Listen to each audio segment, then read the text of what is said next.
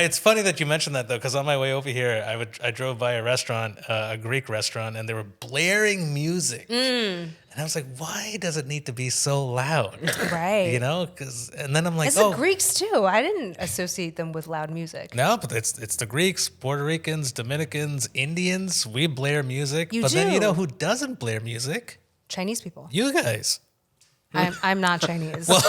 If you cut that up and put it on my socials, I am gonna someone's gonna bomb my house. I didn't say Chinese. I was gonna say Asian. You said it. Come after him. Everybody in Taiwan, come after him. I said Asian.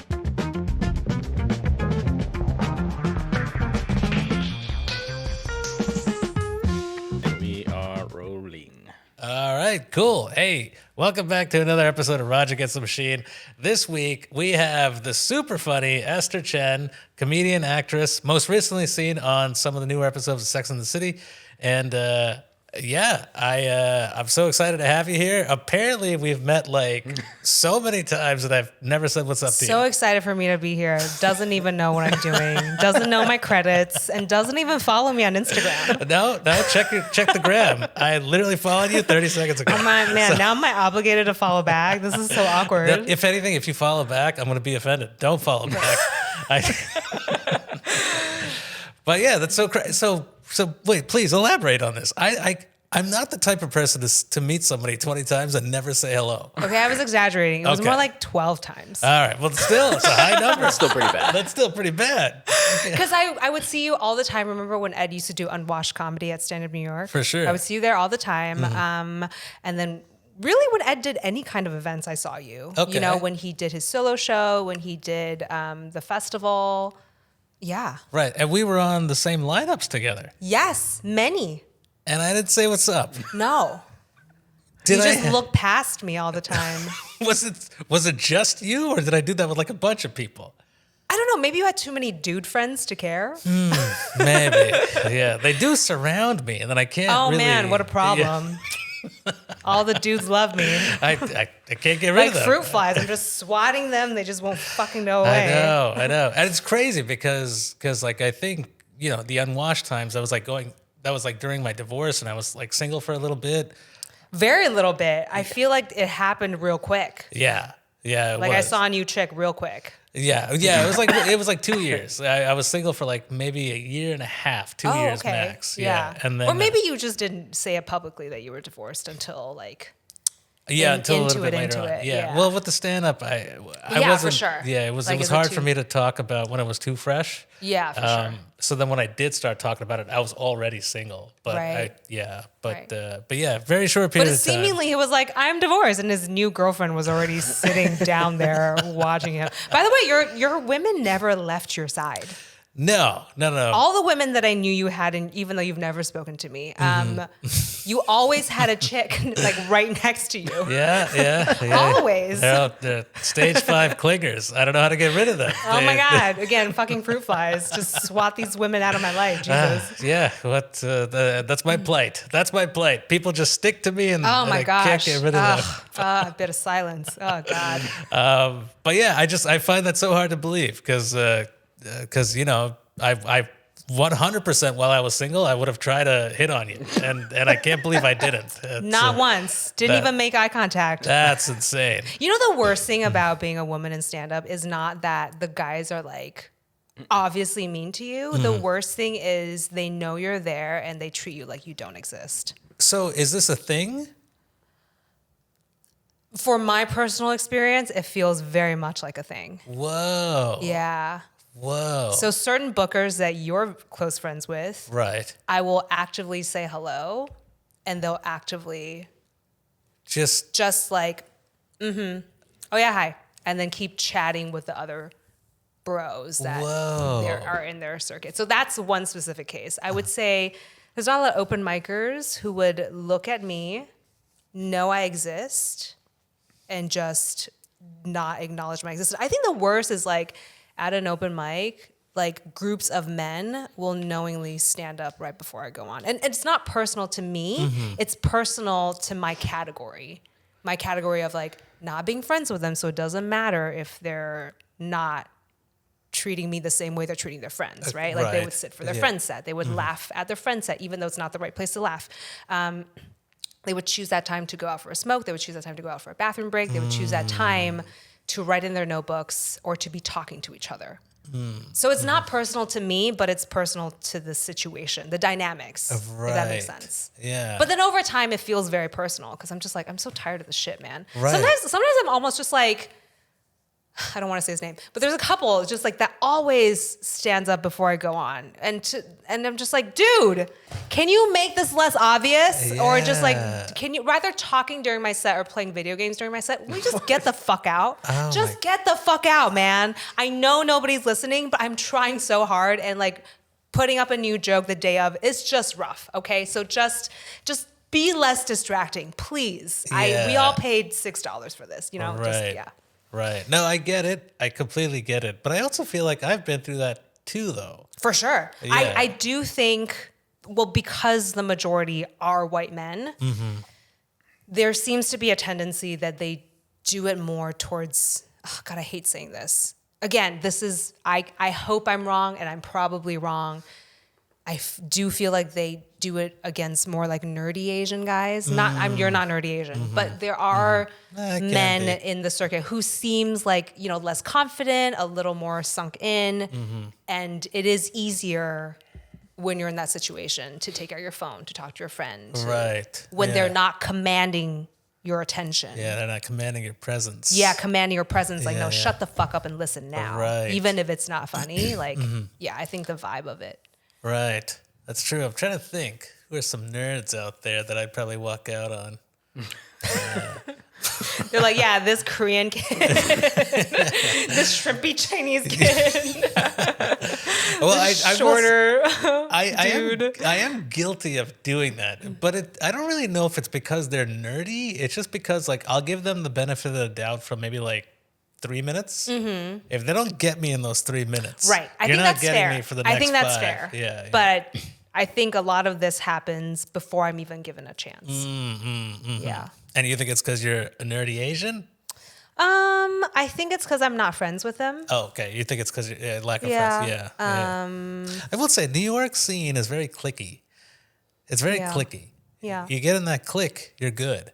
You know, even if you write, even if you don't have the best jokes, or if they're too new or they haven't been worked out, they're still watching. They want to see where this goes. Yeah. But if you're not in that clique, Yeah. they're out of there. I think it's also like, do you have the ability to make friends with like fratty white dudes quick? If you have that ability, if you can blend in that easy, then the open mic scene is helpful. Right. True. Yeah. I think I figured that out. Yeah. Yeah. I figured it out like 8 years in. How to blend in with the fratty white dudes? Now I try to go to like the gay mics, the women Gay mics. mics are great. Yeah. They're great for me because I'm not gay, so there's not. I'm sorry, I'm not in the scene of. I'm not in the clique of the gays and the girls. Right. So I know when they're laughing, it's a good joke. Yeah, for sure. There's no supportive, friendly laugh in that room for me. Yeah, it's based purely on merit. Purely based on like, is there potential for what I just said? So I think those rooms are helpful for me because of that. Because I do think a lot of the gay and girl scene at the moment is quite young. Yeah. It's quite like 25. Or it's Yeah. either young or it's very old. There's no in between. Yes, it's Yeah. like 55 and above, to like 55 to like 70, and then I'm like neither. So I know Right. when they're laughing, it's like, okay, this is a good joke. Yeah. Yeah. Well, I mean, that's a good skill as a comic, though. I will say. To have though. no friends. Well, not to have no friends, but I to think like. we all have that skill. Well, no, but to find to make a gauge for yourself, like to know when. Like even in a room when there's like 10 people who aren't paying attention to you, but like when one of them like looks up for a second while you're saying something, you as a comic are like, oh wait a second, that means I have something. Yeah. You know? And in a gay room, like you don't talk to anything that's relatable to these guys, but if they're laughing, then you're like, whoa, I got something. Yeah. So I think that's a super good skill to have as a comedian to reevaluate your gauge based on your audiences. Right. For sure. I mean, like when I'm in a frat room and people laugh, I know it's not for the right reason. And Yes. a comic also has to be able to like decipher. It's like, is this joke actually good or it's just vibing with the sausage vibe? Yeah. Yeah. Is it putting ketchup on, ketchup and mayo on the sausage? Yeah. And then rubbing it. But and Until then more yeah, mayo you know. comes Yeah, out. you know, for sure. Yeah. Yeah. Sorry, you know. I'm saying like, oh, you know. Oh, trust me. You know. No, yeah. Yeah. It's so weird. I guess when you're in it, you don't realize that you're part of this culture. But my girlfriend always tells me, she's like, you come off as like this douchey frat boy. That's why you get along with all these white dudes. But like, I think it's the shirts. I think it's just a Today shirt. I never wear that shirt. I've seen you 12 times with other shirts. I don't know. This shirt did take you by surprise I today. think it's the shirt. Yeah, it took him by surprise. I never dressed like that. It's the first day of spring. I mean, you also showed up at 5 p.m. You're like, sorry, man, I started drinking already. So I don't know if you have so much of a case to defend yourself not being a frat boy. Well, You are drinking a White Claw right now. I was like, is that a paperback for real? I was like, that's him. I know. I've seen him 12 times. I was driving. I had to cover it. But Not helping the case. Again, not. no, I'm a late bloomer. When I was in high school, even in college, I was such a nerd. Nobody wanted to hang out with me and talk to me. But then the second I started doing good in stand-up comedy, I think I turned into this. I think wow. This is all repressed things that I wanted to be when I was younger, but I couldn't. Man, you never had a hoe phase till stand-up? No, never had a hoe phase until stand-up comedy. That and even year my between divorce and... that was my hoe phase. That's all. Okay, I'm tell 40 me about years, it. This is my podcast now called Dating Life of Raj. I'm 40 years old, and my hoe phase lasted for 18 months, I think. That's a pretty good hoe phase. You Yeah. don't need it to be longer. I don't know. Some people have like 5-6 year hoe phases. I no? guess. Depends on the, yeah. Yeah, but mine was an 18-month hoe phase. I will say I did pretty well in my hoe phase. I didn't think, once again, growing up, well, first of all, in high school, I was a really big kid. I was very, very chubby. Everybody made fun of me for my weight and stuff. So I had zero confidence. I was never able to talk to ladies. Then I got into college. I dropped all the weight. I met my girlfriend, who eventually turned into my wife. And so then I was with her for like 12 years. So I never really dated around and stuff. 12 years. Yeah. Wow. Then when we got divorced, I had the comedy going for me, and I was, I'm not fit or anything, but I wasn't 300 pounds either. So I was You like, don't need much as in exactly. comedy. I had jokes, and I was good. You really don't. You could be like, you have 15 nipples. They would still have you. They would lick all 15. Women of them. are very tolerant. Yeah, they do. They like a good load of nipples. Love it. But Which one to suck on? Oh man, it was like playing like what's the mole game? I don't know how to say in English. whack a nip. Whack a nip. That's the name of the episode. Whack a nip. That's the name of the episode. Yes. But yeah, so then during those 18 months, I had jokes. I had a tight 20, and every time I would meet with people on Tinder, or sometimes I would meet people at shows. You would just run your tight 20. No. It's like I got really good with my tight 20. Just ran it every night, multiple times, 3 times, different people, different audience. But it's funny you mentioned that, because that's why I hated online dating, because I literally felt like I was running a set every single night. I would meet a new date. It was so annoying. Oh, yeah. You're running a brand new. It just got so annoying. Man, just the stage time was so frustrating. Wasn't writing enough to like make up for it. Oh. Well, have you dated while you were a comedian? No, Yeah, I have not. it's a superpower. You don't even realize have you not. have it. Yeah. Yeah, it's I mean, superpower as in like you were coming up with material so quick, or The ability to have a conversation with someone and make it so fun and organic. I was always a very fun talker. Okay. Always. But it's even more fine-tuned as a comic. Interesting. And you're creating setups and punchlines within That's an true. organic You're conversation. right. You're right. That's true. Yeah. That's Yeah. true. I have tried making friends as a stand-up, and that was just, I think it was more annoying than anything because people ask so many questions. Mm-hmm. I just got like, ugh. Right. Yeah. You just be like, I'm hey, just a person, man. I'm just a person. I just want to be me. That's why I want to be friends with you. Seriously, So yeah. can I not be funny? Just let my cheeks drop a little bit. And the thing is, the second your cheeks do drop and you're not funny, they're like, what's wrong? Are you okay? Is everything okay? That's Did someone true. die? You're Yeah. like, yeah. I know. There's no winning as a comic. Man, it sucks. It sucks being a male comic with so much pussy. Oh, God. Pussy's disgusting. It's exhausting. It's gross, It's honestly. exhausting to have so much women. There's too much. All the attention. But I will say I got kind of annoyed because it was really easy to have conversations with these women, and then I would always, most of the time, I would close on dates. I would, Wow. yeah. And then, Dude, you should have gone to real estate. yeah. Fuck. You make so much money. Oh, man. You should have sold out to Indian people. They'd be like, this is so funny. This like is all great. the moms would slap you. You close on the incredible 3-bedroom. They're like, marry my daughter. I'm like, Exactly. Oh my God. You could have cashed out so hardcore on that. I should have. I missed my calling. But yeah, no, dating as a comedian, you don't realize it. It's a superpower when you're able to have these conversations with your. Well, I think for me, it's going to be a little different because I think men would feel a little emasculated. I don't think most men.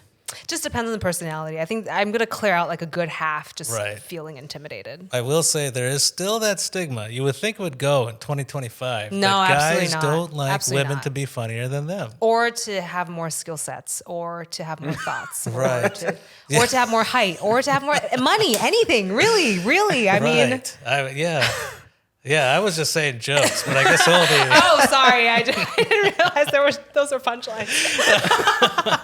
Oh, fuck me, sorry, that was really rude. No, I was saying like guys don't like women Well, be now I'll funnier say I than only met them. you 11 times where you'd ignored me rather than 12. That's your one off. You got 11 more chances. Well, we got 30 more minutes. So, but yeah, no, it's annoying because like guys still don't like it when women are funnier than them, and I think it's so stupid because like if you're not funny as a dude, why not? That'd be awesome to have a girl that's funny, to bounce things off of. Yeah, I mean, I feel that way, but yeah, I think one thing was hard making friends as a comic, or if I met a dude somehow somewhere, like a friend's birthday party, and they were trying to be funny, and I would just hear how bad the joke is, and I just kind of cringe. Oh, And I wasn't trying to be judgy. It's just because we hear so many jokes. right. So I'm kind of just like, I'm just like, wow, I can't believe someone even dared to say that. Right. Do you say that out loud? No, I mean, definitely not. You should. But my face is saying it out loud, which kind of makes it worse. Right. I've gotten really bad with that, as a comedian. Oh, my eyebrows just give it away. I should fucking shave it. I'll say it out loud. I'll just be you'll say like, it out I was loud. like, it sounded like you thought that was going to go somewhere. It didn't. Yeah, I'll say it out loud. I don't even care anymore. Yeah. I think because I come across too serious. If I don't establish myself funny and I'm just like tired. Right. I'm just like, it just comes across really mean. Yeah. It's like, bro, you really thought that was funny? It scorches them so hard. Even when I'm like making fun of male, like I remember there's this male comic in Taiwan, in my home country. I would joke with him on something and he would take it so literally. Wow. He'd be like, oh dude, wow, that hurt. I'm like, no, I'm just, if I can't joke with you, I cannot joke with the average male pedestrian. That's so crazy. You know what I mean? He's a comedian. He's a comedian. Oh my God. And I would joke on him like, I don't know, just like, oh, you think you could do, you think you could do that, like, just like roasting his experience. And it is true, he is newer, but they took it so literally. Yeah, that's so literally really... to the point I was like, should I even tell him that was a joke? Because is he gonna take that? Is it gonna crash and burn more? Yeah, I mean, odds are it might. I think ego is a big thing for East Asian men. I don't know about South Asian men, but I feel like for East Asian men, it's a very thin armor. Yeah.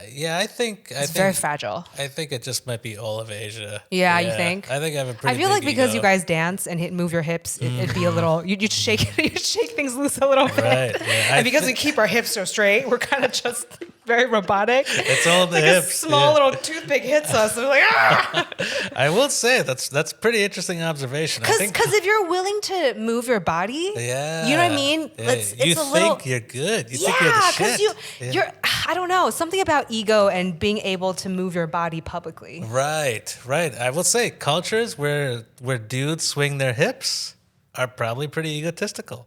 Oh, you think? I think so. You think? I was thinking about like East Asians where we cannot move our hips, and so if so it's extra vulnerable with any kind of expression. Okay. I was saying, Right. But okay, I guess now we disagree. No, I was with you. Hey, do you like Trump? Big fan. Palestine or Israel? You better agree with me. When is one going to take the other out? Jeez.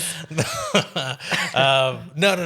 It's funny that you mentioned that though, because on my way over here, I drove by a restaurant, a Greek restaurant, and they were blaring music. And I was like, why does it need to be so loud? Right. You know, and then I'm like, it's the Greeks too. I didn't associate them with loud music. No, but it's the Greeks, Puerto Ricans, Dominicans, Indians. We blare music. You but do. Then you know who doesn't blare music? Chinese people. You guys. I'm not Chinese. If you cut that up and put it on my socials, I am gonna someone's gonna bomb my house. I didn't say Chinese. I was gonna say Asian. You said after him. Everybody in Taiwan, come after him. I said Asian. Again, he doesn't even know who I am. We've met 12 times. He ignored me, so he's innocent. Even if we did meet 12 times, I would have given you the benefit of the doubt. Be like, she's Asian. I'm not gonna say she's 100% Taiwanese. But you'll gain like 30 Chinese trolls on TikTok. They'll like all shitting They're on like, me? she is Chinese. Yeah, like, all parts of her. This is why you guys are South Asian. But yeah, Asians, they don't do the blaring music. Let me think. Is there a time when we blare the music? I've our yet to funerals, have you seen a Taiwan? It's impossible to have seen a Taiwanese funeral. Is that with the whaling culture? Yes, but we also have pole dancers and strippers. At funerals? No. Oh. So when you take the body away, the body is in this flower truck. Okay. Covered in fake flowers and there neon lights. Right. And in the back, there's usually a pole and there's a dancer stripping or pole dancing. She's stripping? She's stripping or pole dancing. Sometimes there's 3 poles. I guess it depends on... You know. And each pole has a different lady, or is it one lady just hopping on? She's just monkey barring, Tarzaning between the 3. I don't know. That's kind of impressive. That's some Asian shit if you've ever seen it. But I wanna know. Can you show me? Well, that's awesome. I mean, what's the significance? That's Taiwanese culture. What's the significance behind it? Oh Why do man, they do I don't fucking. I mean, I think it's to entertain the dead. But I really don't know the details of it. Even if it's a dead woman? I want to say it's usually a male person, but I should know more about it. Yeah. I don't know. The whaling I know more about. The whaling is crazy. But so I'm saying, so the flower truck usually plays music as it goes onto the freeway. Oh. And there's always a freeway. I don't know why. Right. I don't know why where they cremate people, you always got to go through it. You just can't cremate people next to your house, you know. Yeah. They always got to go through a freeway. Well, you want to kind of do it as far away from your house as possible. Yeah, I guess so. Just to avoid haunting. For some reason, you can always, I mean, not always, but I live next to a freeway. I always could hear or spot them. Oh, and if it's not that, they play like traditional Chinese music. Again, I'm Taiwanese, but Chinese music. Get your story straight. And then they play this instrument, which is like the sona, which is, it goes like, like this like little like trumpety thing. I don't know how to say. I don't know how to describe it. I think I know what you're talking about. Yeah. And so I hear it a lot on weekends because my house was next to a highway. So you lived in Taiwan? Oh, yeah. I came here for my last 2 years of boarding school in high school, and then I went to college here. Whoa, so you're born and raised in Taiwan pretty much till you I was an anchor baby in Los Angeles, and then we left after I got my passport. What's an anchor baby? It's when you want to anchor in a new country. It's sort of, apparently it's a slang. You're not supposed, it's a slur. I don't know the political correctness of it, but I think it's when your family wants to anchor itself in the new place. So they came in as immigrants and they wanted to anchor with a baby. My mom was a study abroad student. Okay. She was 41. She was studying abroad. And she was like, she thinks China's going to bomb us. So she was like, we need to have a passport. So you guys then they went to the West Coast. Well, she was a study abroad student at UCLA. Oh, okay. So she gave birth to me there. Okay. Yeah. Okay. And so I got my passport and then we left. Oh, so immediately after you were born, you guys went back to Taiwan. I think they entertained the idea of staying here and they were just like, this is too hard. Oh. You know how they say immigrants work hard? Yeah. Your family was like, we them. don't want to. We're lazy immigrants. Like, this is too much work. This is too much work. This is too hard. We're not going to get into a laundry business. So no, we're going to go right away. So we left. Yeah. Makes sense. I always wondered why immigrants never did that. They're like, oh, we're going to come to America to make it. But I was like... Did your parents move? Are they the ones that moved? Yeah, my parents moved. So my parents, when they got married, they came here on their honeymoon. Oh, shit. And then they liked it so much, they never left. Oh, shit. Yeah. So they just stayed here with like a bag of condoms? Pretty much. A bag of condoms and $100 to buy more condoms, but then they had to use it to start a life. So they never moved their stuff here? No, they just bought all brand new stuff. And, wow. Yeah. That is so insane. Yeah. What a crazy idea on your honeymoon. I know, it's crazy. Like I could never imagine doing that now as like in 2025. Like if I went to like, France on a honeymoon. If you went to Bali, you might be like, yeah, why are we paying so much? Yeah, but I'd go back to Queens to get my shit and then take it to Bali. Right. Well, you had easy access, I guess. But. Yeah, that's true. But they stayed. But that's crazy. Yeah, that's nuts. That's wow. That's nuts. But I always wondered because they were like, oh, we struggled so hard. We lived in this, in the studio apartment with 3 other people, and then this happened, and this happened, and then we finally got a house. I'm like. But this whole time, you had this huge house back in Mumbai. Right.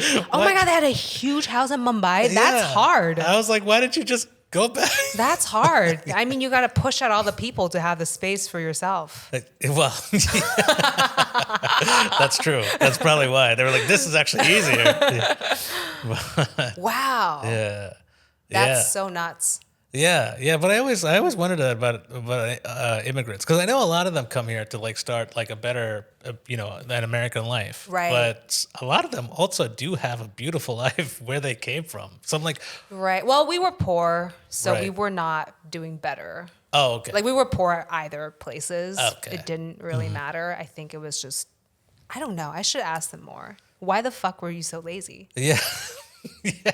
I could have. Yeah, why did you use me to anchor us to the United States? Yeah. I could have had a better childhood. I could have not been scolded so much in public school. I could have. Yeah. I could have had like an American childhood, of guns and mass shootings. Of like hiding under desks every time. I could have been made fun of my lunch. I could have. Did you not go through that? No. Oh. Well, okay. I went to international school for 2 years. So during that time, which is so weird because you have a bunch of white people living in Taiwan, and I'm bringing Taiwanese food, and you're fucking making fun of the food, which is in the country that you're living in. And I'm just like, if this is so disgusting, fucking get the fuck out, man. Yeah. Go back to your own fucking UK. Yeah. Go back to fucking Yeah, that's weird. If white people are shitting on Taiwanese food in Taiwan. Yeah, I'm like, weird. get the fuck out, dude. That just goes to show how privileged white people think they are. Oh my God, it was crazy. And I was made fun of a lot. You hear that, Eric? I literally put the camera on me as you were saying. Oh, he has a camera on his face too. Yeah. Why do you?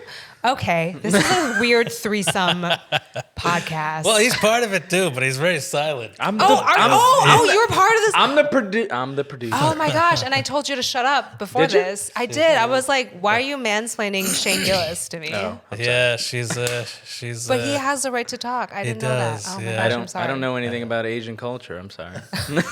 Yeah, expats in Taiwan is weird. I just remember I was made fun a lot for my clothes because when you go to public school, you wear a uniform, so you never learn how to dress, and you never learn taste, right? And you never have to think about, is what I'm wearing cool? Because all that matters to you as a value of the human being is how high your grades are. Correct.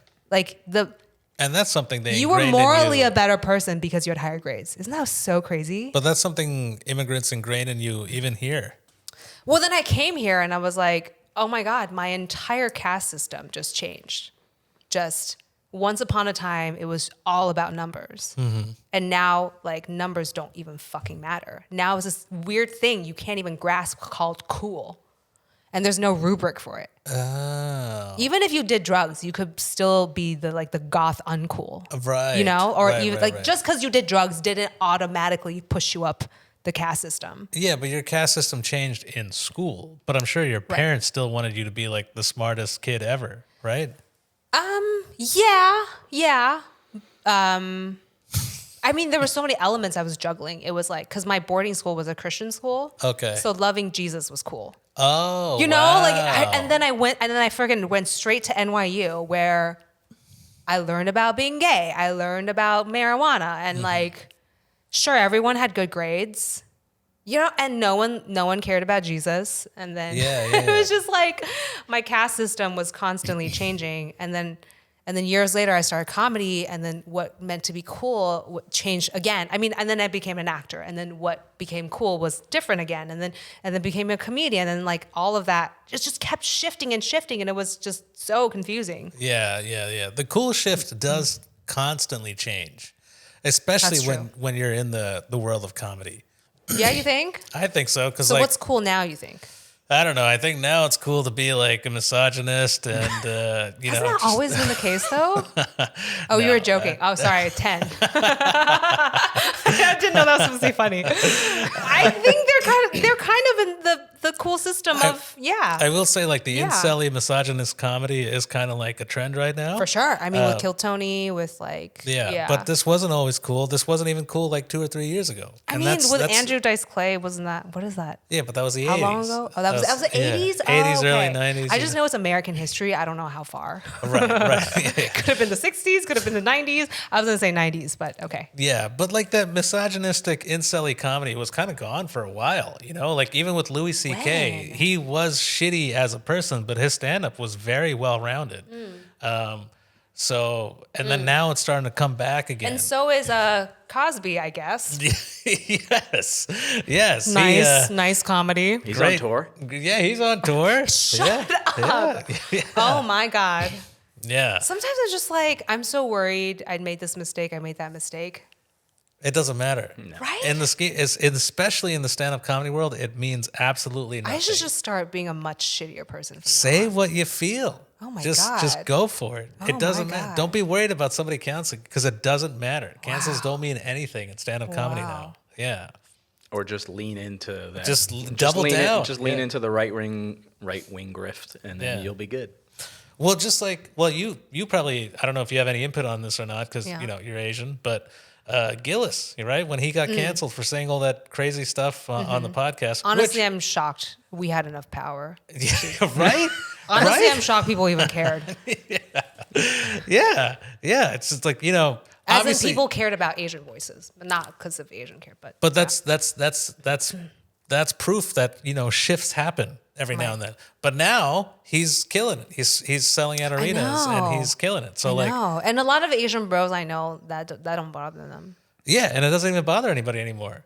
I mean, if you really look at the podcast, the context was he didn't say it. You know, he obviously did the accent. He was saying some racist shit, but he Right. was saying it in the voice of somebody who came to, I guess, Philly back in the 1800s and was settling there. What he would say about Asians. He was doing it in the voice of somebody else. Yeah, but would you do that with any other ethnicity? Yeah, though? I don't and know could if- you get away with it? That's the thing. You I know don't what think I mean? he could I don't get think away so. with Yeah. I think it's specifically because it was Asian that he was able if he to did get it away to with it. Indians, I think he could also get away with it. I think Really? Asian and Indians are the I two. do think the Indians are much more verbal and Yeah. are more being considered.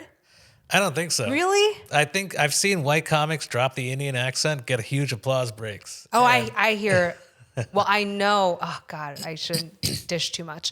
I know comedians doing the eyes. Oh, the Asian eyes? Yeah. Like white comedians? Yeah. Ooh. Yeah. Does it work? My friend who was in the audience said yes. Oh, is your friend Asian? No, my friend's white. Okay. All right. Well, then that doesn't really count. If an Asian person He was laughed like, at it. did that really just happen? And he was like, and is this really the neighborhood I live in? Oh. Yeah. Yeah, the Asian eyes. I think that's even worse than the Indian accent. I just feel like it's like sometimes like, oh, it's okay to do it at Asians. You know? Well, see, that's the thing. I guess that's a point I'm trying to make is like you can still make fun of Asians, you can still make fun of Indians, even though we did have a little voice for a little bit and we canceled Shane Gillis. Right. He's killing it right now, I bigger know. than ever. I feel like him not being on SNL made him even more successful. Well, yeah. You know, yeah. like, I mean, he totally, definitely played like, his the cards whole- right. You know, he didn't apologize because he didn't apologize. I didn't know that. Yeah. Well, because once again, if you watch the podcast and also in his head, he didn't really do anything wrong. I think we're still trying to open for him. If you're watching this, Watch me open for him before you do. Watch him answer my text first. Give me the number. Give me the number. I'm like, hey Shane, it's Esther. Remember you did like the Asian he'd be like, accent? hey, were you on that one pod with Raj who I don't answer? Hinchcliffe got in trouble like a year and a half ago doing the same, similar thing. I don't think he got in trouble though. Wait, what did he do? Did he do a? It was something to do. It was with an Asian. He was introducing an Asian comic. Yeah, he's And here actually. He, No, he's here in New York. Oh, Hans Kim. No, No, it's no. it's a It was different not- guy, it was not not him. Hans Then That's just me Hans being became, racist. I don't know if you want to say substitute. Tony just like went off on him, and it didn't. I think he called him a chink. He said a bunch of stuff, but I think what's his name? Pong. There's a clip out there that literally shows it. Yeah, so he okay. released a clip, but he wasn't necessarily saying Tony did this bad thing, but he was releasing it in a way where it was like you can kind of take it how it is. You could see it as funny or not, or this guy's coming at me. And then he didn't really come to Tony's defense, I guess, so it came off as he did it on purpose. Oh, well, I guess the two things these incidents have in common are the fact that they both happened during the pandemic, and during the pandemic is whenever like Stop Asian Hate was like a big thing. Yeah, who even cares about that now? Seriously. Nobody gives a shit about Asians right fuck now. it. Yeah, keep hitting the old people.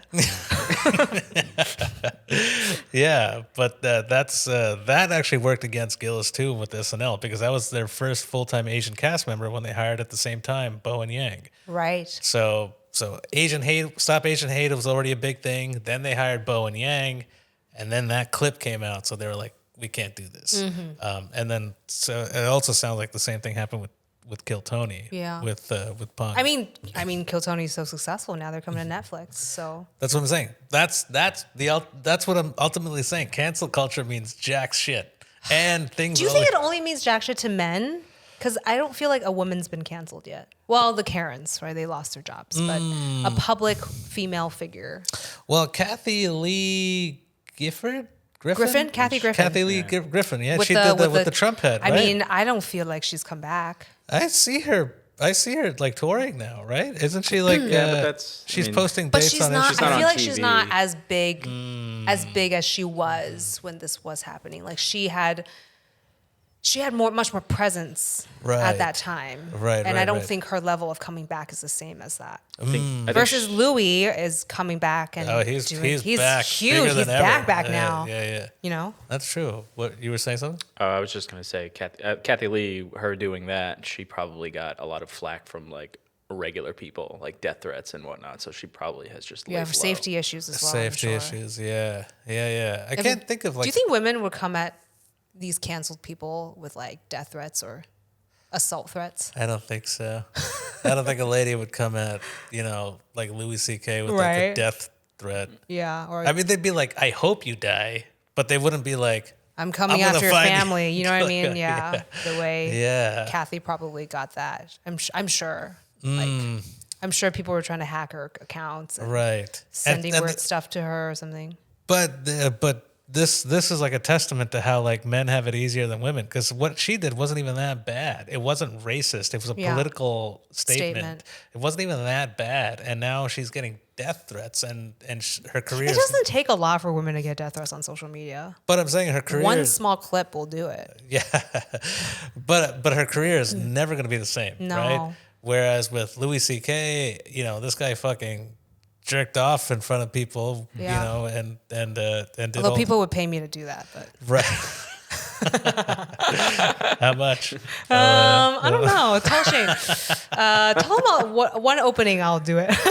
It doesn't even pay me. All right, Again, I am doing this podcast for free, so maybe you guys, I don't know. Let's live text Shane right now. Yeah, God. be like, dude, she's God. willing to let you jerk off in front of But her. into a plant though, only into maybe just a cactus. Just We do have cactus. plants. Cactus, you lost him. He doing it to a tiger lily. Oh, but, maybe, sure, why not? I have to hydrate first, though. But I was having this really interesting conversation with someone, and I can't remember how it went. But what is that music sound? Is that the elevator? I can't hear it in the headphones. Oh, good, because it sounds That like is- a ghost. Oh, I think singing. it's the people downstairs. They have that automatic gate that shuts Oh, down. it sounds like a ghost singing. Yeah, it's beautiful. Which again, it sounds like I'm doing an Asian accent. But I'm really I was not. gonna say, where's this ghost from? That's what a gate sounds like. It's like a Chinese ghost. Those are the least scariest kind of Singing ghosts. Chinese ghost. I have this bit. I don't know if you ever heard it, but I talked about how like a haunted house would never work if it was haunted by a dead immigrant. Really? Yeah, No, tell me. Well, I'm not going to do the bit, but Okay.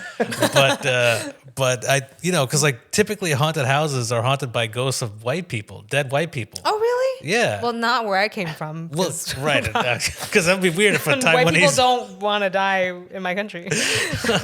But American haunted house movies, they're always haunted by white people. Oh, I didn't know that. Yeah, but you know, I feel like immigrants have been in this country long enough to die and haunt the house. Oh How my come these gosh. houses are never haunted An by unrevenged death, for Yeah. sure. Oh, yeah. Exactly. And we always die unfulfilled. You Oh, know? absolutely. We gotta come back and try Do you to know any immigrant who like dies in America satisfied? zero. Never. None. Zero. Never. Yeah. Never. If anything, immigrants have more reasons to come back and haunt people For than, sure. than white It's people. like, why are your grades still not up? Why are you still not married? Why are you still not married?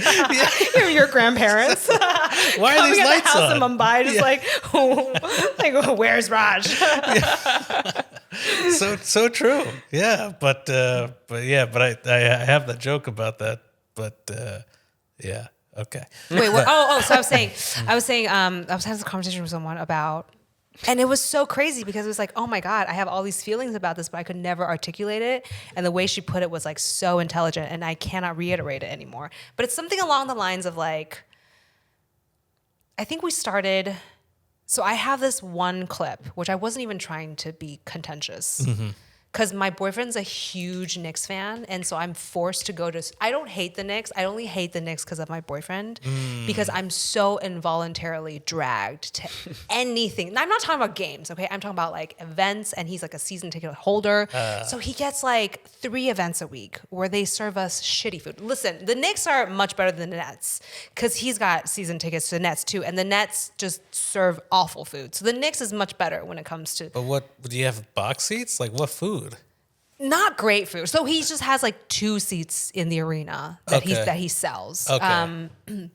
But I was just like when the Liberties had won, I was just comparing. I was like, okay, look at how much attention and wealth and investments the ladies are getting, and look at how much the Knicks are getting, and let's just compare like who's, you know. And so I just did like a little comparison video, and it got so crazy in the comment section. Did it Like really? the bros came after me. Oh, for sure. The New York bros Yeah. were so mad. They lost their shit. I had like 2,000 comments, and I am never on TikTok. Right. I don't invest in it. I just let it sit and rot, and that just went so crazy. And so I was talking to this girl about it, and she was saying like, anyway, we got to talk about how like men's sports are more popular because not entirely, but we got into like the stuff of the gays, right? Like men want to be these men. Like men see these men, they're like, oh, they're so cool. They're so incredible. They're iconic. And then women want to consume male sports because it's so sexy. It's worshiping. It's also iconic. But then you have the reverse for women. It's like, what are the men doing gazing at these women? Do they find them iconic? Do they want to worship them? Do they find them to be celebrities?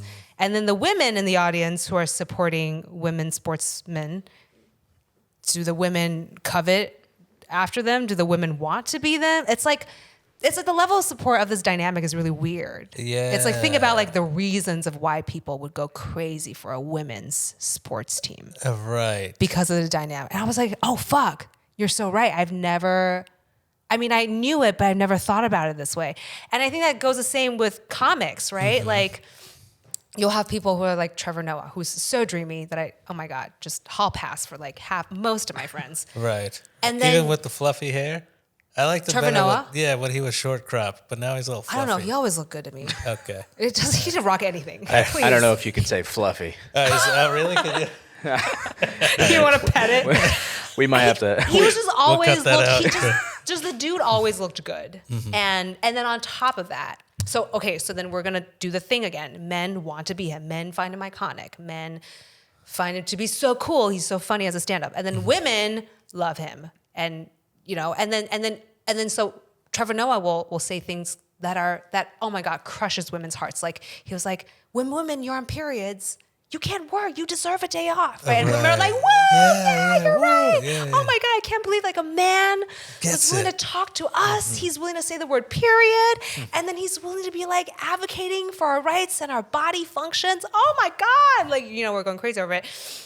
And then the reverse, if you have like a woman talk about period, it's like, oh my God, she's disgusting. Oh my God, we don't want to hear this stupid feminist shit. Like, can you stop talking about periods? It's so annoying. And then you're going to get attacked. Like, just the dynamics of that. It was just like, oh, yeah. Why is that? Why do you think that is? Well, he's going, so Trevor Noah's going reverse of the mainstream culture, right? Right. It's unexpected for him as a man to go against the narrative, right? Correct. He's breaking it. He's creating an unexpected thing where he's talking about women's rights, and and it completely melts a woman's heart to hear that. And he's also being on the right side. Being on the right side and being, but then for women, for us to talk about periods, it was just like, stop, I don't want to hear you say the word period. Yeah, I already Shut deal up. with this. Shut up, I don't want to hear somebody else talk about it. Yeah. Some women might support her, but men are just like, some women just need to shut up, like that. And so it's different. I feel like with my male colleagues, when they talk about their girlfriends in an endearing way, or they talk about stories with their girlfriends, it's like, oh my God, that's so funny. And then, of course, you're going to frame yourself as the good person in a joke, right? You're not going to be like, I was slapping my girlfriend and then slapped her ass open. You wouldn't. You would say a funny thing that people were siding with you, so you would be a good person. But on the opposite side, when I do it with my boyfriend, it's a very different dynamic. Like I have to like make fun of the situation, but I can't make fun of him to make his ego go. I can't punch down on him. You can't punch down on him. Yeah. And so the dynamic of that is so weird, and it's so hard. It's not as easy, I would say, compared to like men talking about their female significant others. Right. Yeah. I guess I never really thought about that. Well, I guess I never. I've really never have either to. until I was like, no wonder I'm not a good joke writer. It's just like, it's because I'm a woman. No, it's not because you're a lady. But I guess that's true. I never really thought about the fact that you have to write jokes from a completely different perspective to hit the same audience that a guy would hit. Like I can't. I mean, not that these jokes are funny, but imagine like the whole era of like my girlfriend's stupid or my wife is stupid, right? I can't ever say my husband's stupid, my boyfriend's stupid. There's just no room for that in any of the generations. Right. For a woman to say that. I mean, I've seen women comics talk about their husbands being so dumb or their boyfriends being so dumb, and they win the audience over. Really? It works. Sometimes it works. I really need to quit. Well, I think they really have to. You really have to side with them. I think the one I've heard is like this woman keeps saying like her husband won't pick up his socks. Yeah, that worked. Yeah. Because they're punched. Well, they're. But I can't say my boyfriend's bad in bed. Yeah. That's.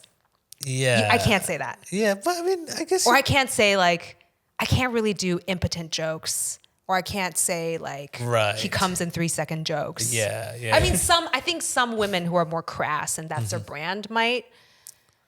Yeah. it's tricky. It's tricky. I will say, like, when a woman talks down on a dude, they'll get laughs, but it's nowhere near as big as a laugh than when a dude shits on their girlfriend or shits on their wife. You know? And it sucks. It does suck, and but I think that's also changing, because I remember a point when it got no laughs. And now it's getting some laughs. That's true. So I think it's going in a good direction. Yeah. Also, I think people have a different kind of concern for women. Like, I'm currently working on this joke where my boyfriend got me this massage, and the masseuse tried to touch my down areas. Oh, okay. And I was just like, oh, well, here's a few things. No one ever really believes me sometimes. When you tell them, when I tell them as a joke ending? on stage. Oh, okay. And also, like, I feel like I've heard a few happy ending jokes from dudes, but like for a girl to be receiving a happy ending becomes assault. You know, and I can feel people's Probably because a girl never wants it. right. The dude, But does. how do you know I didn't want it? Well, so probably because the audience assumed the girl didn't want it. Right. Yeah, Exactly. And so that's such a tricky joke for me to navigate. Did you want it? Well, here's the thing that was weird. Like, for like a good 20 minutes, I couldn't tell if he's trying. Oh. Because I've never heard anyone talk about it. I didn't even know it was possible. Right. And I just kept gaslighting myself because I'm a woman. Of course I would. I was just like, it's lymphatic. I was like, no, this is a deep tissue massage. No, this is all the Chinese acupuncture pressure points. It's all here. And it's true that they're there. Yeah, but like, I wasn't sure how professional it is to be there. Right. And I just kept like pulling up excuses. I was like, maybe my boyfriend paid for this. Wait, so how was he trying for those 20 minutes? Because I've gotten happy endings before, so I can relate here. So, but you paid for it. Well, so after the first time, yes, I knew what I was getting into, but the first time I had no idea what the hell was happening. Oh, and then you kept going back because she gave you a punch card. Oh yeah. She was like, next time. It was. I filled that card quick. You do a 10 one, and then I'll give you double in the last one. Oh yeah. It was. Oh shit. Yeah, a lot of Oh my comes. gosh, where was this? Well, all over the place. I went. So the first one I went to was multiple punch cards. You just start punching in your phone number at some point. You might be eco-friendly. I went broke, but I the Long Island. That's where I went to my first one. Was in Long Island. Shit. And then I started going to some in College Point in Queens. Oh my god. And then a couple in the city. I got a few hot spots. Wow. There's Can actually you name one. them? Yeah, no, I'm not gonna name them, but I'll I can tell name you mine. after. Mine's called Veda Spa. Oh yeah, where is it? It was in West 4th Street. It was right next to the whole hub of. Oh Yeah. shit. It's still operating. Well, so tell me your story. So like, how was this guy trying for 20 minutes? Yeah, so it started, everything was fine. And then towards the second half of the massage, he was like around the trunk. I was like, let me show you guys. This is gonna go viral on TikTok. I know you guys are trying to get the numbers, so let me do it again. Look at that. Look at that yellow jumpsuit. I was unpaid. This is not paid. But so like, you know, where the leg attaches into the crotch. The leg pit. The leg pit. Yeah. Which I do know if you're very tight there, it does make your hips more tight and it does create more tension. Right. And so me personally, I put my lacrosse ball there. Okay. Not as a sexual act, but Right. but because I know I don't stretch very well there. And so he was going at it. I was like, oh, you know what? Russia is kind of in Asia, so they know. You know, he could be from the part of Asia he could be from the part of Russia that's very close to China. So like he knows the points. But again, Chinese masseuses have never gotten close to that area. So I just wasn't sure. And then he was there for a while and I was like a little shocked, but I was so deer in headlights. Right. Yeah. But were you getting hot and heavy? I was getting hot and heavy. Okay. I was. Okay. And then I was like, is it because I talked to my boyfriend about sex last week? We had a discussion. Like this is like a gift he bought. Yeah. And then I was like, well, then if it is, I shouldn't bring it up because how awkward would that be for and him it would be and for me? for me not to take it. Yeah. And then I was like, oh, okay. And then I wanted to say something, but then I also liked it a little bit. Right. And so I just didn't know what to do. So he's doing this for 20 minutes. He's staying in this leg pit area for 20 minutes. For the rest of for whenever he started till the end. Okay. But then he never tried to touch And then he was like, do you want to add more time? And I think had I said yes, he would have. But I said no because it was my boyfriend's credit card. I don't know. So if it was your credit card. I might have. I don't know. Okay. Yeah, I was just like, I don't want to get into the nitty gritty of it. He was just like, oh, you added half an hour more. And I'm just kind of like, yes. Yes, I did. But I only needed 3 minutes. And I didn't even talk to my boyfriend about it until like 2 years later. And he was like, what the fuck? Yeah, exactly. He was like, what the fuck? Absolutely not. But I also I still wasn't sure. Like I walked out of the massage and then like throughout that whole year, occasionally I'll be like, hey, has this ever happened to you? Yeah. And then so like a year later, I was like, no, that was definitely him trying to do it. Wow. But I think it was one of the writing sessions at Westside Comedy Club. And like the whole crowd table of dudes were like, no, he was trying to give you a happy ending. Because I think I was writing the joke at the time, saying I was unclear. They were like, no, this is so obviously. And then that's when the dudes told me, like, when they signal you, they graze you. Yeah. But I have no graze. You have Obviously, nothing to women have graze. no Yeah, graze. yeah. So that was his way. That was his graze. Yeah. Touching the leg pit. Also, his hand, like, listen, Russians, he was a big Russian dude, you know, with like coarse hands that used to like grab cabbage in the snow, that kind, that's like rough, calloused hands. Yeah. And like, I don't have a lot of space down there. So if he's going to massage the trunk, it's going to touch the man on the boat, you know? It's just going to, inevitably, something's going to friction. Yeah. And then something's going to twitch. And then, yeah, exactly. So. Yeah, that's a lot different than my experience. My first time I was getting a massage, it was all going well, 45 minutes massage. And then she took my trunks off. Oh. Yeah. And then I was like, all right, she's going to massage my ass. I got a lot of shit going on there. Not shit. I had like a lot of tension, back there. I was like, all right, cool. Go for the. But then she started grazing my balls. How? Well, so I'm on my belly, and and she's massaging my butt. Oh. And then she grazes my balls with her thumb, and she's massaging my butt. Wow. Yeah. Okay. And then I didn't stop her because it felt very nice. And then you didn't let her keep going. Oh yeah. And then she's like, all right, turn around. And I turn around and I'm ass naked now. And she already did the ball touches, so now I'm rock hard. Oh, that's all it takes? That's all it takes. Wow. Yeah. I'm gonna try that trick. Just a couple of ball touches, that's all it takes. Wow. So then she is like, tip. When you're horseback riding, do you I've never ridden horseback. Okay. I'm afraid I'm going to come on the horse's back. I was going to say, do men are just constantly ejaculating while they're sending a message? I'm just going to slip right off. The emperor has everyone to know the war is over. Oh God, I need to hydrate. The war is over and I'm very sticky. But, so how they come with this song? But yeah, so then she turned me over and then I was rock hard and then she was like, tip? Because I guess if they blatantly ask you if you want like a hand job or something. Tip? Yeah. As in physically or money? Money. Oh. Like, do I want to tip her to finish this? Oh. Yeah. So that's kind of a kidnap, no? Yeah, because she already got me hard. Exactly. Yeah, so she tricked you into the. What am I going to say now? Yeah, it's going to be, you have to resist so hard now. I know. Which I did. I have another story I will tell you, but so I was like, all right, yeah, what's the tip? And then she's like 40. And wow. Yeah. So I was like, what a good business. I know. So then I gave her 40. She jerked me off and shit, came very quickly. You have zero integrity. No, zero. Yeah. It felt beautiful. Because that's the thing. Because I got a 45-minute massage first, so I'm already relaxed and melted into this bed.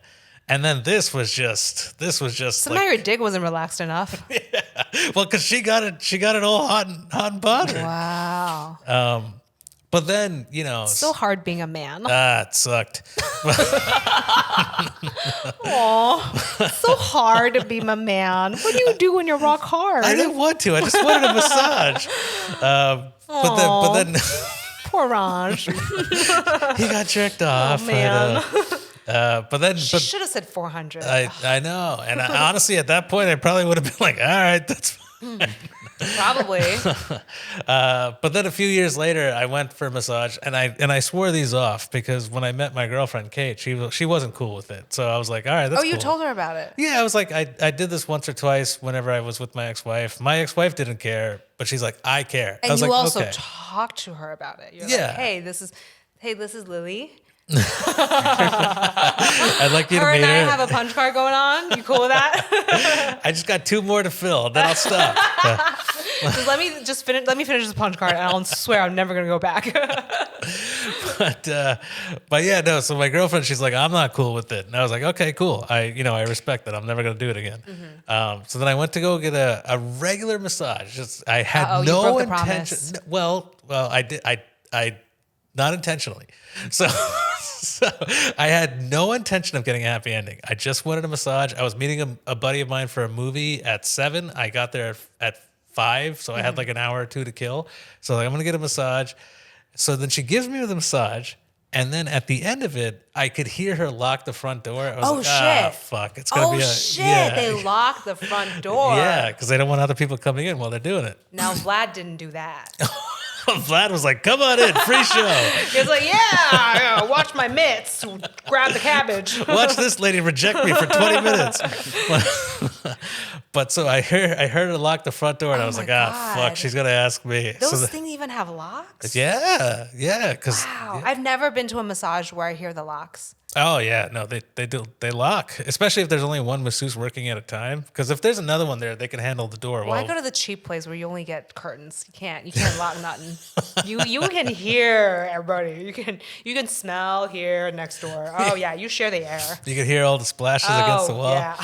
But yeah, then she came in and she's like, tip, and I was like, I don't have any. But she also didn't like rub your balls first. Oh, she did a little. Oh, she did a little, but once again, it was one of those grazes, right? It's always the graze. Yeah. That's what I learned from talking to people about it. It's the graze. Yeah, it was the graze, and then she turned me over. I was hard again, and she's like, I think that's your fault. but she I think you need to grazed. stop letting the graze making you hard. I think every time someone grazes your ball, you go hard, you tase yourself. I have to condition myself. Over a while, every time it grazes you, you're just gonna automatically just start doing the Harlem Shake.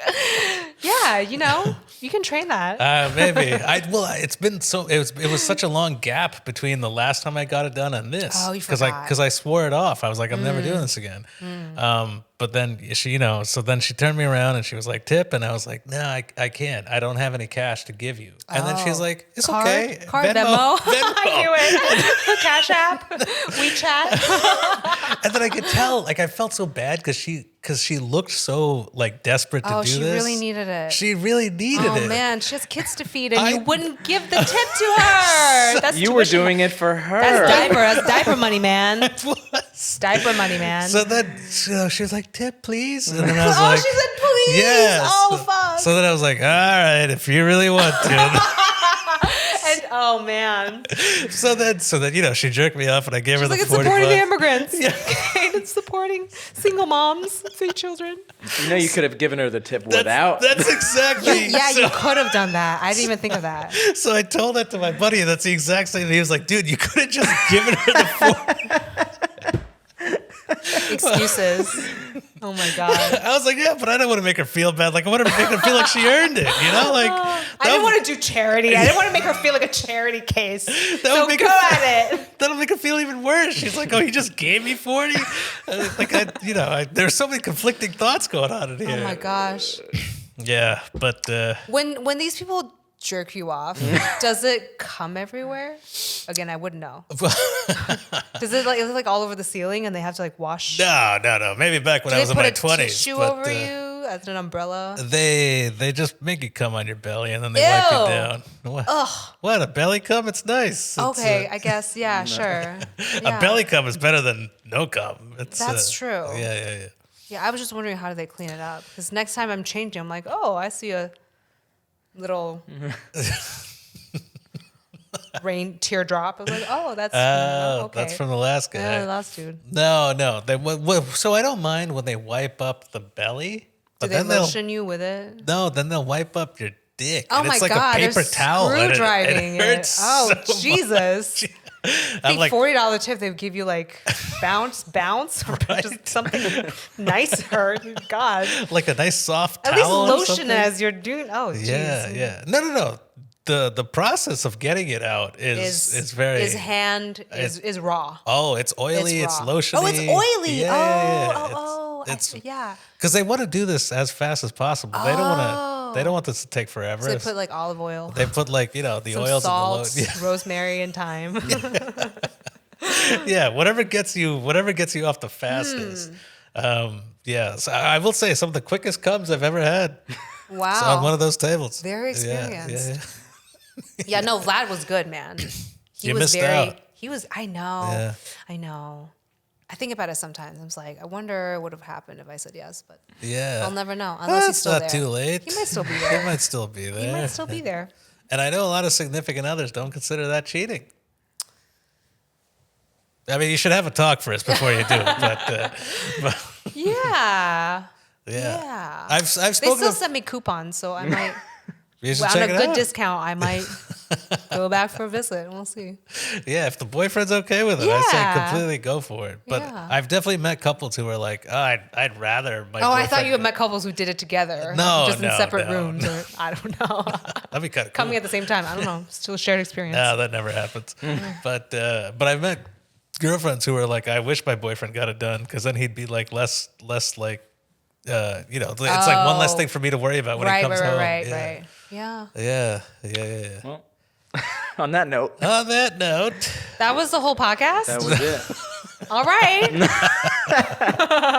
is there anything you wanted to talk about that we didn't hit on?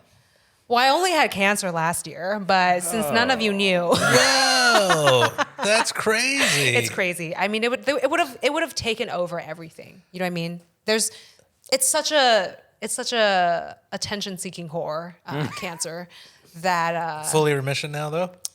who knows? I think it's one of those things where you never know. Right. Yeah. Right. You never But- know. But I did read a study where they're like saying like a person in their lifetime would have all gotten cancer. It's just their body processes through it. Correct. Yeah. If we all lived long enough, we'd all get cancer. Or at some point Yeah. you've gotten it and you process through it.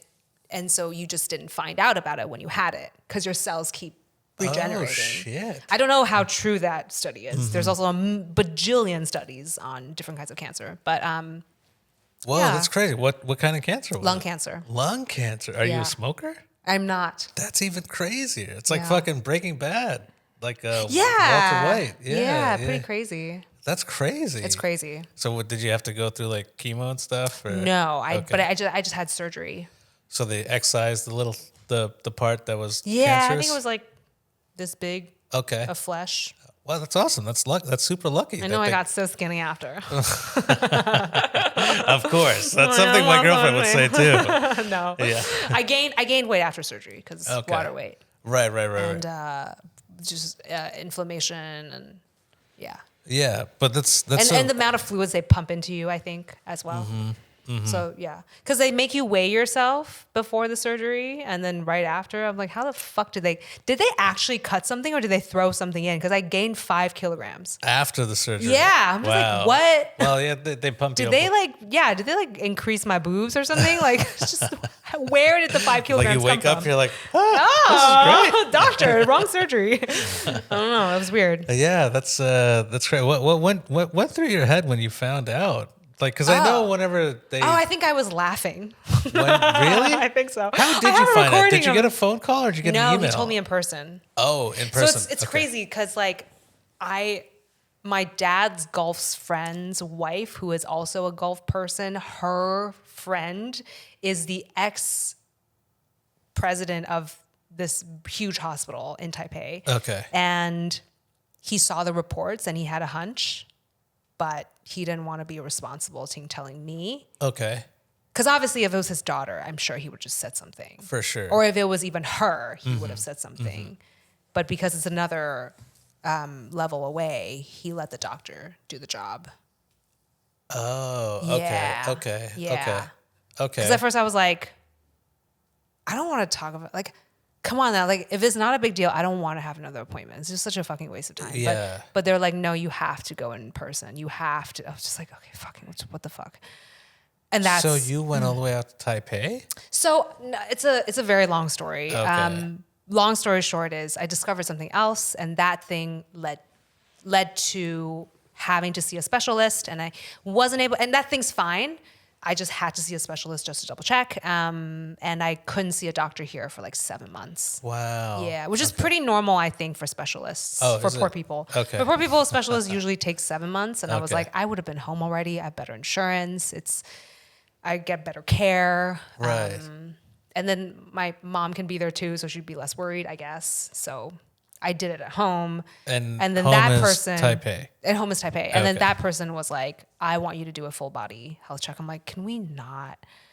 And I don't remember why I said yes, and I fucking did it. And then that's how they discovered I had cancer. Whoa. It's pretty crazy. Whoa. So, I mean, luckily they excised it out. You're all good to go now. But like the second you found out, I'm sure your head goes to like the worst thing in the world, right? I just couldn't. I think I just kept laughing, and I just kept saying, are you sure? Are you sure? While I was laughing. Because it's such a fucking joke to go from like 0 to 1,000.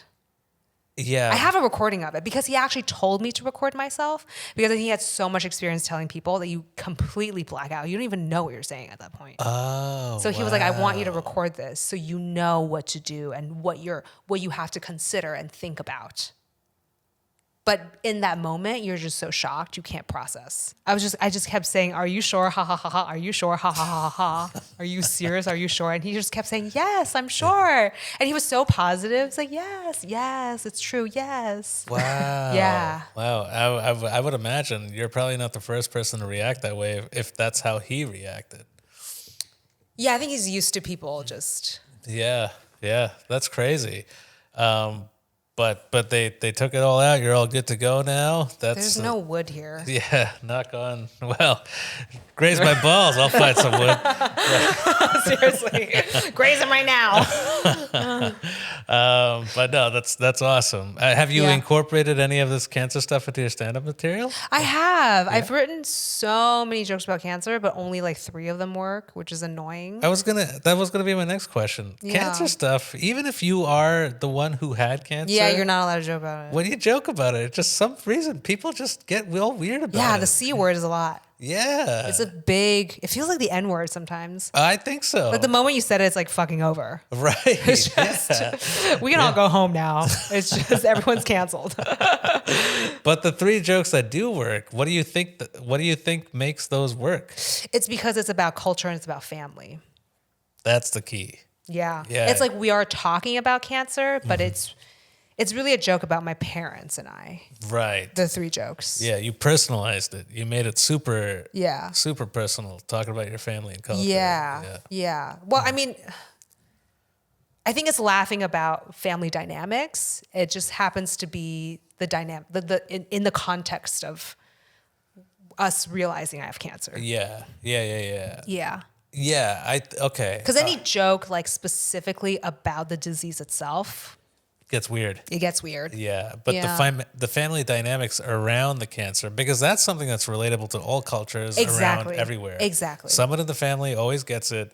How the family reacts is crazy in the moment, Mm-hmm. but after a few months or years or whatever, in retrospect, it's kind of hilarious. Yeah. The choices people made. I think and what they did. I think the whole process was hilarious. but- Yeah. What was so hilarious about it? Well, this isn't hilarious. I think it's just like so insane. I was actually stopped and frisked at a Paris airport. And like, it was during the time of Asian hate. And like, again, this is like my stupidity. Like, I grew up very like one colored. Like, Taiwan has various shades of yellow. It's not even yellow, but you get it. The various shades of Asian. Right. And that's really the most we get. Like, a person could live their whole fucking life never seeing an Indian person, a black person, a Latino person. Never. It's just, why would a Latino person go to Taiwan? You know, why would they? Exactly. And then you're in like the middle of a farmland. You would just never see anyone who looks very, very different from you. And so this whole like race dynamic, even like just experiencing racism itself is very hard. Like, yeah, we have white expats who like treat us like shit. But even then we don't call that racism. We don't say the word racism. It's a very scientific dissertation term. And so you have me living that most of my life. And then I go to a fucking Christian boarding school where, of course, we talk about race. And then I go to NYU where at the time we talked about being queer a lot. Not even bi, just gay and lesbians. Okay. Like, let's not get too crazy here. But it was so much talk about the purple color, it's okay to be gay. And you know, it's okay to come out. It's okay to be this sexual orientation, and it's safe, you know? And we, again, never talked about race. And then I came out started acting and didn't get in touch with Black people because I was always being typecast as an Asian. Right. And smaller Asian actor roles would never be diverse, right? You would be an SVU, right? As a nail salon worker, as a masseuse, as a whatever. And why would you run into a Black person when you are there to be the Chinese delivery food person, right? Right. And then this thing happened. And then, you know, more events happened. And then we were cutting to 2 years ago. So I was leaving France. I was a solo traveler. I was probably the only person with a mask on. This is 2022. And long story short, they were not very nice to me. And they were in the shopping areas, like sort of picking on people and asking them questions. And it bothered me because, number one, the attitude. And then I was kind of really sick of white people getting away with shit. I think I was already feeling that way a lot in New York. Right. And I was kind of hoping to take a break, which then I went to fucking France, the worst place to take a break from this kind of shit. So stupid. I was there to see my friend who ironically, we thought had cancer. We thought she had like stage 3 cervical cancer. Whoa, okay. And I was like, oh my fucking God, this is so bad. So I went to go see her. And then we had thought like, initially she had like stage 0 or stage 1. And then her doctor was being racist against her because she's a very, very dark Indian woman. Okay. Like her family's from, what's that place that starts with G with a beach town? Goa. So her family's from Goa, and she's black passing. She's that dark. Oh yeah, the further south you get. And then, well, she grew up in Paris, and she would come into her clinic, and her doctor would be like, "Oh my God, your French is so good." It's like she only knows French. Yeah. Like she's only lived in Paris her entire fucking life. Right. And she has a feeling that her doctor didn't want to diagnose her, kind of hoping that her cancer would get worse, so her clinic could get money from the government. Oh my God. Yeah, it was just one of those places. So I was already like, there was already so much of that sentiment building, and then I left her, came back to New York, and then they picked on me, and then the first question they asked was, do you speak French? And I mean, I did, but not enough to like, for safety purposes. So I said no. Yeah. And then he was like, how much money do you have on you? And I'm just like, fucking hell. I don't have money on me. Yeah. And he was like, how's that possible? How's it possible you have no money on you? I'm just like, what's the pandemic? Who the fuck is carrying money on them? Like, no one's carrying cash anymore. And then the guy next to him came over and basically just barked at me like a dog. Like, oh, you're fucking kidding me. Like, I asked the fucking questions. You shut the fuck up. You answer them. Do you know who we are? Things like that.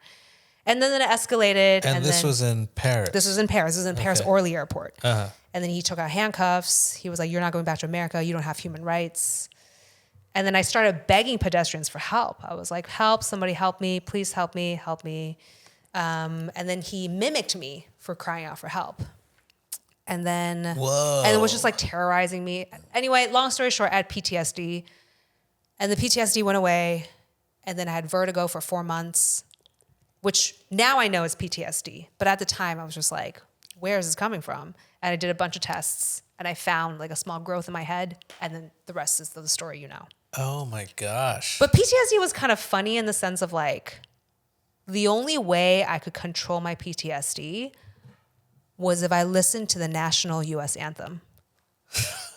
That was the only way I could calm down. That's ironic because It's now so when people hear ironic. the US I anthem, mean, not even now, but just like triggers PTSD. all the stuff that America's ever done. That was the only Whitney Houston, Lady Gaga. Lady Gaga did better for me because I was really scared to shower on my own. I don't know why. I was scared to be in my boyfriend's bathroom. I don't know why. Wow. Can't explain it. And like PTSD is crazy because like you'll literally be doing something random and then you suddenly remember the event and you're just like full. You're like 1,000,000,000% fear is just crashing down on you and you're feeling so much terror and fear and you can't get yourself out of it. That's insane. It's so weird because it's like nothing, it seemingly can seem like nothing is going on. Right. And then all of a sudden everything And is you're just like going on. having a fucking panic episode. You're thinking Yeah. like someone's coming after you, you're going to die. Someone's like, And this incident just at the fear. Paris airport is what caused it. yeah. Because I mean, you just tell they want to fucking kill me. Have you seen humans? I mean, I'm sure all the vets friends have seen it.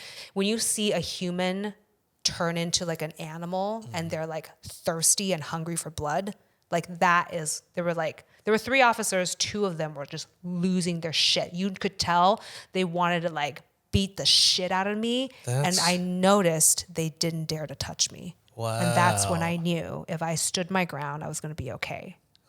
But I was shaking. I was fucking shaking. And they were walking around me like they wanted to like they wanted to bite me apart. And why do you think that was? Because you were... Well, I mean, they've never had a minority stand up to them, let alone a woman of color. And then, they had so much colonization going on. If anything, they could have thought I looked Vietnamese. Right. And on top of that, she had an American passport. So this American cunt was coming after the French. You were just checking all the boxes. All huh? the boxes. Yeah. All the boxes. Yeah. And I think that moment for me was all the pent up frustration that I had, the unfairness of being treated, and had never realized what racism looks like and how to handle it my entire life. And then all of it came at me. All the realization came at me at the worst time possible. Everything, everywhere, all at once. Seriously. In the worst possible moment, I imploded. Yeah. That's crazy though, because like, and I completely believe it, and I've seen it when I was out in Paris myself. Racism is pretty strong out in Europe. Oh my God! Right? But like white women coming to our table telling us to shut up. Yeah. Oh yeah. It's multiple times. Mm-hmm. But then people always say like Americans are so racist because then you have like Trump people and like liberal. I came back thinking like this place is great. Yeah, I We're came even back talking about it. Hallelujah! When I came back to America, I was like, "You voted for Trump? Thank you." Oh, kiss yes. the ground. Oh my God. We even discussed race. Yeah, we're so less racist here. Amen. We really are. And the news, like Fox News and CNN, they jade you into thinking like America, like everybody's just pitted against each other. Everybody hates each other, But like you go outside of the country, it's bad. Yeah. You come back here, like I don't even care. I love you. We don't ever talk about how bad it is in Europe, how bad things are there. We always praise them for their social services, for their public education, happiness level of people. And I'm like, what about everything else? Yeah, the racism there, nobody talks about because it's bad. Yeah. Yeah, well, that's the takeaway from this episode is Europe is fucking racist as shit. Also, just how we romanticize all these European places. Is it only like white people doing it? I think so. Okay. Because as an Indian person, I don't know what you do, but like I don't romanticize like England or Paris or Not Germany. even the accent. The accent kills people. Yeah, the accents are okay. Only because I come from a culture where our accents are whack. We got some whack ass accents. Yeah. You hear like your British accent, you're like the Brits are coming. Yeah, exactly. Yeah. But yeah, no. Europe, there's so much more racism happening out there. We don't know how good we have it here. Seriously. Regardless of the political climate, we have it amazing here. Really? Yeah. Yeah. I think I said to my boyfriend, I was like, I think we need to stop going to Europe, man. Just the more we learn about racism as we're getting older, we're like, I just can't deal with this shit anymore. Can we just go to Asia instead? It's a longer flight. I get it, but we just no more European countries. No, yeah, not a huge fan. But also, it's funny because like I don't know if it's the same thing in Taiwan, but even like interculture racism, like in India, like huge. Northern Indians hate South Indians because they're too dark, and the Northern Indians are light. Like there's so much brown on brown hate happening out there as well. Oh my gosh, Taiwan treats our so we have a lot of, I guess, foreign workers. We have them from Thailand. We have them from Indonesia. I think Indonesia is the biggest. It used to be the Philippines, but yeah, we treat them like shit. Yeah, it's terrible. Yeah. It happens everywhere. I think. But we treat the Koreans and the Japanese great, though. Right, but then the Koreans and the Japanese hate each other, right? Oh yeah. That's yeah. And the thing is, like, I can't tell. No, sorry. But it's the same thing with like Indians and Pakistanis. There's actually this TV show on Hulu called Delhi Boys. They make fun of that. Oh yes, people say great things about the show. I haven't seen it yet. It's a great show. I love it. It's very funny. But they make fun of the fact that Indians and Pakistanis hate each other. But then one of the white guys is like, "I thought you guys were all the same." Yeah. I can't tell the difference. But it's so true. Like this interculture hate but the point I'm trying to make is here, we have it pretty good. We do. We have it pretty good. The fact that we criticize it I think it's kind of insane. Yeah. It's great. I mean, like, of course, we want to do better down the road, but I'm always reminded of it when we go to Europe. Yeah. Of course. Yeah. We should always strive. Rude awakening. Yeah, for sure. We should always strive to be better. But when you go outside of these places, you're like, we're heading in the right direction. We're okay. We're trying. Some kind of effort. Yeah. It's working. I think it's working. You know? So go Shane Gillis. Book me, please. But yeah, do you got anything cool coming up anytime soon? Just doing spots. Still doing the spots grind. Still grinding? Yeah. I'm going to the West Coast in July. That's so exciting. I'm going to do some spots in Portland, some spots in Hood River, hopefully Seattle. I'm still working on that right now. That's cool. Yeah, I've stopped producing. It was too stressful. Producing sucks. Oh my God. I hate it. Oh God, so stressful. Every time I produce, I get my period. That's how stressful it is. I'm like, oh God, like I'm losing my eggs. I'm just trying to get people to sit. Yeah, me too. No, producing really does suck, and I hate being seen as a producer because I feel when comics see you as a producer, they don't take you as serious as a comedian. They don't really think of your comedy as good. Yeah, or you're just exchanging spots. Exactly. Yeah. So I got out of the producing game. I mean, I have one. Did you ever show. produce? I have one show. It's a monthly. Right now? Yeah. Get me on it. I will. You'll be on in May. Yeah. But yeah, it's a monthly show. It's one, but I don't even advertise that I produce it. It's just. Well, how do you get people to show up if you don't advertise it? I advertise it, but I don't say I'm the producer. It's not like produced by me. You know. Smart. Smart. Yeah.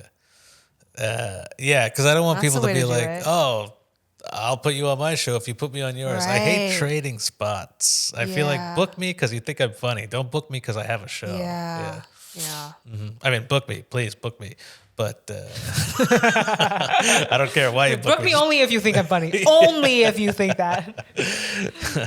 But yeah. Eric, you got anything coming up? Just this as always. All right. Okay. That never changes. No, I'm sorry. That's okay.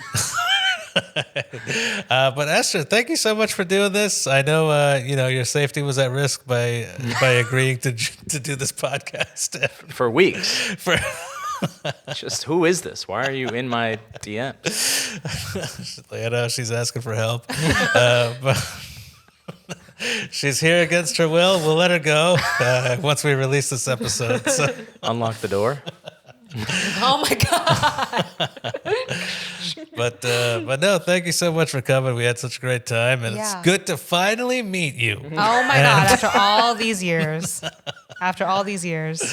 Yeah, it's good to finally have a conversation with you. Now I'm kind of regretting. I was like, damn, all those 20 times I didn't say what's up. I should have. We could be dating now. We could have been dating. We could have been good friends. Fault. It's all 100% my fault. It's all your fault. This is your Jimmy Fallon, Nicole Kidman moment. Oh my God, they had a moment like that? Oh, imagine if they were together. Ooh. Yeah, I know. And we even have so much things in common. Like we both like happy endings. I feel like I have that in common with the rest of the male race. But, you know. But yeah, awesome. Thank you so much. Thank you. Appreciate it. Thank I'll you. definitely see you on the road. And that's another episode of Raj Against the Machine. Thank you guys for tuning in. Thanks. yeah. Bye. Cool. That was fun. That was fun. Yeah, it was so fun. Man, I wish I roasted you more. You wish you what? I roasted you more. You should have. There's always next time.